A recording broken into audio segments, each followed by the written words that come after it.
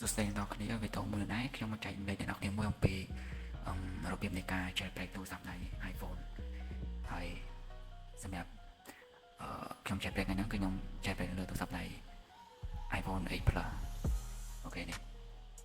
ពីដំបូងយើងអត់មានអីទេយើងភ្ជាប់កុំព្យូទ័រមួយទូរស័ព្ទមកតាមរយៈដូចហ្នឹងហើយយើងទៅ download WinRAR នេះអ្នកនរគ្នា WinRAR 1N នេះហើយយក version 2.0 អ្នកគ្នាអាច download នៅ version នៅ website ដើមរបស់គេក៏បាន download ក្នុង comment ក៏បានខ្ញុំដាក់ link ឲ្យអ្នកគ្នា download អូខេយើង download មកយើងពីវាចេញដល់ version 2.1 ប៉ុន្តែខ្ញុំ recommend អ្នកគ្នាប្រើ 2.0 នៅសារ visual វាយើងអាចប្រើ 2.1 វាក៏បានដូចគ្នាប៉ុន្តែហ្នឹងយើងត្រូវប្រើកម្មវិធី Siri YouTube ដើម្បីចូលទៅ recover mode បើនេះវាអត់ចាំបាច់ download Siri YouTube ហ្នឹងមកទៀតទេអូខេយើងចូលទៅកាន់កម្មវិធីហ្នឹងមក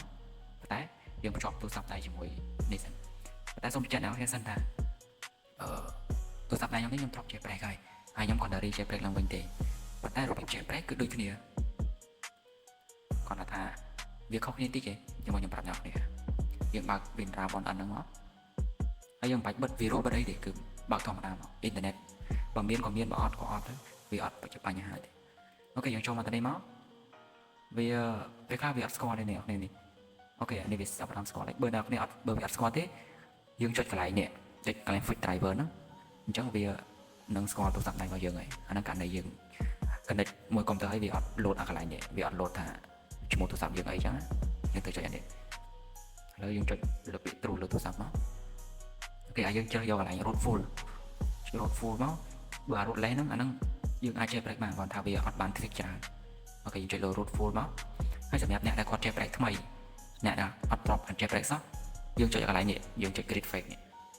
account ទី2នេះ grid fake តែបើខ្ញុំអត់ចុច grid ទេដោយសារខ្ញុំធ្លាប់ចែកប្រែកហើយខ្ញុំគាត់តែរីចែកប្រែកឡើងវិញដោយសារទូរស័ព្ទខ្ញុំវា load ទៅវាក៏ដាច់ចែកប្រែកបាត់ដាច់ trick អីអស់ហើយតោះមកយើងចុច grid កន្លែងនេះ USB DK ហើយអាហ្នឹងបើសិនអ្នកអត់តន់តឡើង USB DK ទេវាអត់ load កន្លែងហ្នឹងទេអញ្ចឹងអ្នកត្រូវ download សិនប៉ុន្តែកុំព្យូទ័រខ្លះគឺវាមានមកអូតូមកចំណែកកុំព្យូទ័រខ្លះគឺវាអត់មានទេដូចពួក Windows 10អីគឺវាអត់មានទេអញ្ចឹងយើងត្រូវ download បើពួក Windows 11គឺវាមានស្ដេចអូខេយើងចុច grid តែពី grid ហ្នឹងមកតែបើអ្នកថ្មីអ្នកគ្នាតែបើអ្នកគ្នា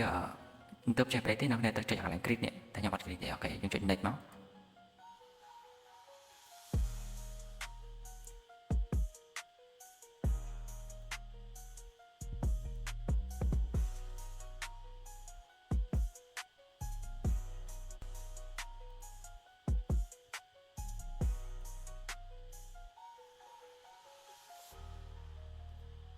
អូខេយើងចុច next មកវាចេញ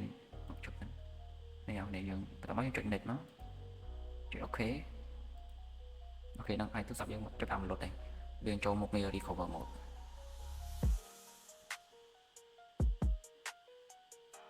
អូខេនេះវាចូលហើយតោះមកយើងមកអានកន្លែងនេះវាដាក់ថា press and hold the slide button and volume down មានន័យថាយើងត្រូវលើកដំបូងយើងត្រូវចុចប៊ូតុងបិទសលេងនេះបន្ថយសលេងនេះជាមួយប៊ូតុងបិទរយៈពេលខ្ទង់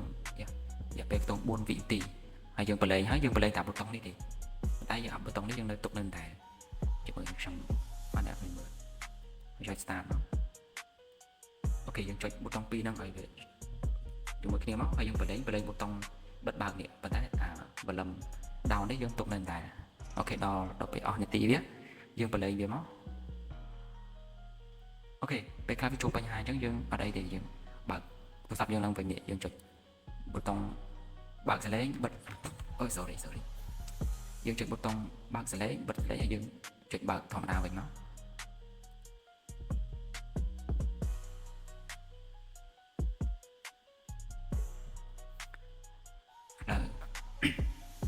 ការចែកប្រែកឥឡូវគឺវាអត់សូវស្រួលបានទេ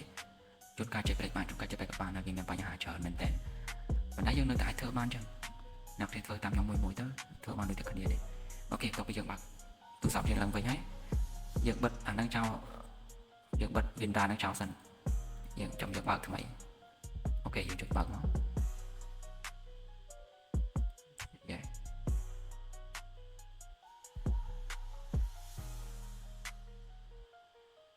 ពេលចុច root full អានេះខ្ញុំអត់គ្រីទេដោយសារខ្ញុំគាត់នៅ recheck break បើអ្នកនរគ្នាថ្មីយើងគ្រីទៅចុច next យើងបើកទូរស័ព្ទយើងសិនយើងត្រួសសិនចុចត្រាស់សិនអូខេចុចអូខេ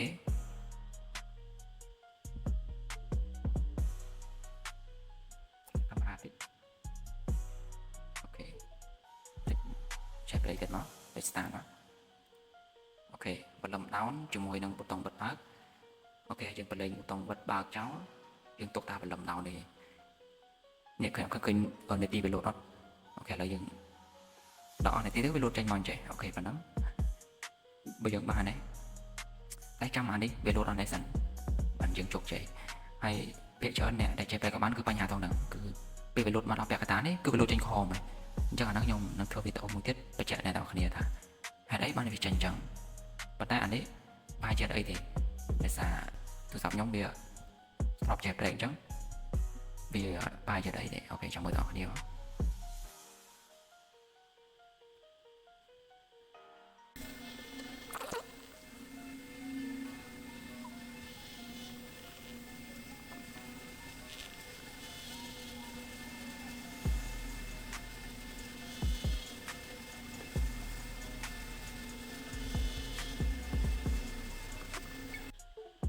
អូខេនេះអ្នកគ្នាវាចាប់ផ្ដើមដើរតិចអី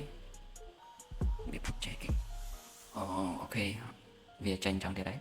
អញ្ចឹងមែនតែយើងចេះប្រែអត់បានទេយើងបើកវាឡើងវិញហើយយើងចេះប្រែម្ដងទៀតចុចឌីម៉ាញ់មកបលឹម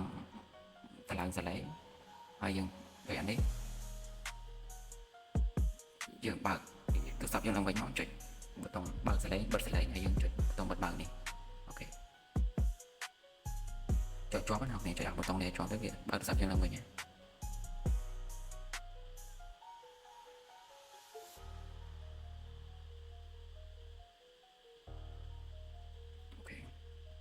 ពេលខ្លះចេះប្រេក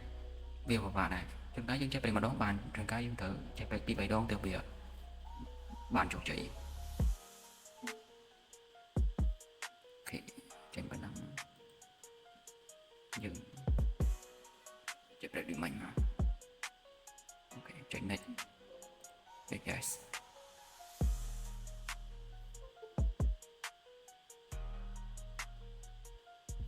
បើម្ដងនឹងទៀតវាបានយើងត្រូវដូរដូចអាដូចនេះយើងដូរដាក់ដូច USD វិញអានេះប្រភេទ Type C អញ្ចឹងវាជួនកាលវាមកពីដូចដែរចុច start មកចុច volume down ជាមួយប៊ូតុងបិទបើកយើងបដិញប៊ូតុងបិទបើកចោលទុកតែ volume down មកហើយចាំនាទីវាលោតដល់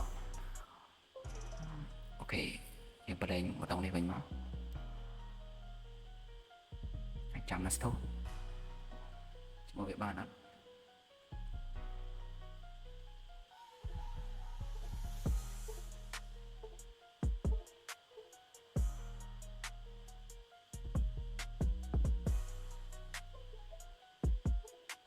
អូខេនេះវាបានហើយ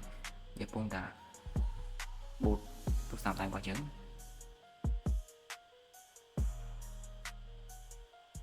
ពេលចាំនេះតិចហ្នឹងអានេះករណីវាគាំងអញ្ចឹងយើងត្រូវដកដូចយើងបន្តិចដកខ្ទង់មកវិនាទីដកឲ្យដោតចូលវិញណាគ្នាចាំមើលដកឲ្យដោតចូលវិញភ្លាមដកឲ្យដោតចូលវិញមកអូខេនេះវានឹងរ៉ានខូតហើយអានេះករណីវាគាំងបើវាអត់គាំងនេះយើងបាច់ដល់អូខេវាពុំបួដែរចាំតិចប៉ុន្តែពិចារណាអត់ទេថាទូរស័ព្ទខ្ញុំប្រាប់ចេះប្រេកហើយអញ្ចឹងអានេះខ្ញុំគាត់តែរីចេះប្រេកទេប៉ុន្តែរបៀបរបបនៃការធ្វើគឺដូចគ្នាគាត់តែអ្នកចេះប្រេកថ្មីយើងត្រូវចុចអាកន្លែងប៊ូតុង create fake ហ្នឹងហើយបើសិនជាមានបញ្ហាអីគឺមានបញ្ហាដូចខ្ញុំមិនអញ្ចឹងគឺវាចេញមកអញ្ចឹងជួនកាលបានជួនកាលអត់ហើយជួនកាលយើងព្យាយាម2 3ដងតែបានអូខេអានេះបានទេយើងចាំឲ្យវាដល់ឲ្យពេញមកអញ្ចឹងទូរស័ព្ទយើងចេះប្រេកបានជោគជ័យ 100% អូខេវីដេអូនេះខ្ញុំអត់កាត់ទេខ្ញុំនឹងដាក់ speed វាពេលបងប្អូនថាខ្ញុំកាត់កន្លែងនឹងចេញអីក៏អ្នកនរគ្នាអីចឹងអូខេ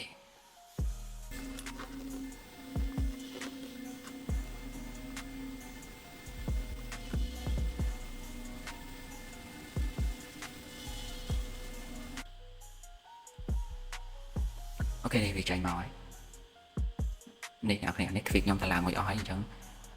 tweak ទាំងប្រហែលវាមកវិញទាំងអស់ trong những chế bài băng tôi chạy vào cái đó ok rồi đã đây nào nè